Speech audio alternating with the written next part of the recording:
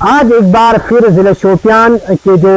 किसान हैं, फ्रूट ग्रोवर हैं, उनको नुकसान उठाना पड़ा। आज एक बार फिर जिले शोपियान के कुछ इलाकों में तालाबारी हुई और इस तालाबारी की वजह से जो सेब का पैदावार है उसमें काफी नुकसान पहुंचा। हालांकि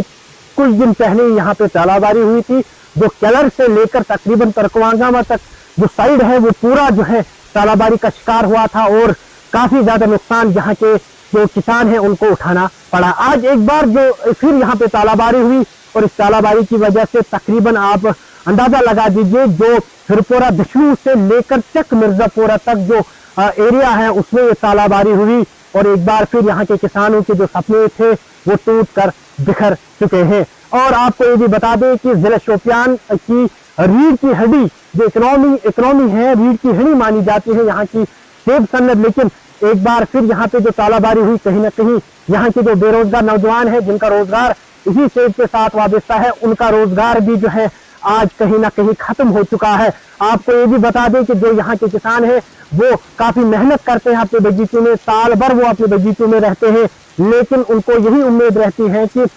भरपूर फसल निकलेगा और उसके बाद पैसे भी उनको अच्छे खासे आएंगे जिससे वो अपना अहल वयाल को पाल सकते हैं। लेकिन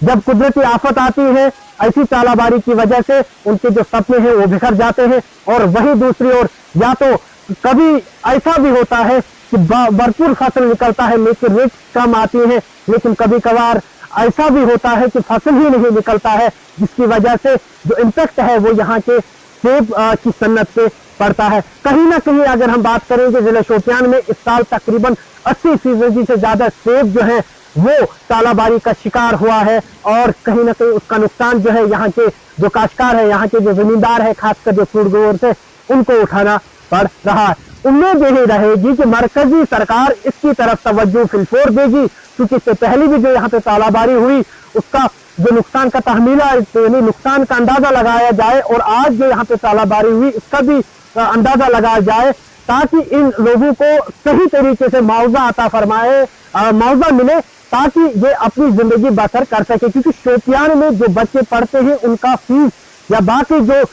उनके ऊपर खर्चे आते हैं वो भी इसी सेब से आते हैं। जब ये सेब ही नहीं रहेगा तो कहीं ना कहीं यहाँ पे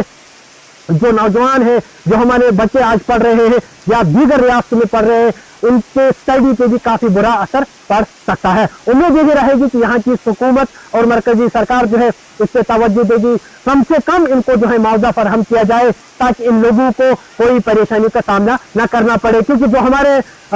काश्तकार है वो पहले ही केसीसी लोन के तहत जो है वो डूबे हुए हैं, काफी ज्यादा लोन उन्होंने निकाला हुआ है और यहाँ के लोगों ने पिछले कहीं सालों से लगातार गवार लगाते आए हैं कि हमारा जो केसीसी लोन है उसको माफ किया जाए, लेकिन अभी तक इंटरेस्ट माफ नहीं किया जा रहा है। लेकिन लोन की हम बात क्या कर सकते हैं, क्योंकि यहाँ का किसान जो है वो आज कर्ज के तले जो है डूब चुका है। उम्मीद यही रहेगी कि मरकजी सरकार इस पे फिलफोर एक्शन लेगी और इनका जो लोन है केसीसी लोन जो लिया हुआ है उसको कम से कम जो है उसका यानी कि उस केसीसी लोन को माफ किया जाए, क्योंकि यहाँ के लोग जो है, यहाँ के जो किसान है वो अब इंटरेस्ट भरने पे भी उनको काफी परेशानी होती है।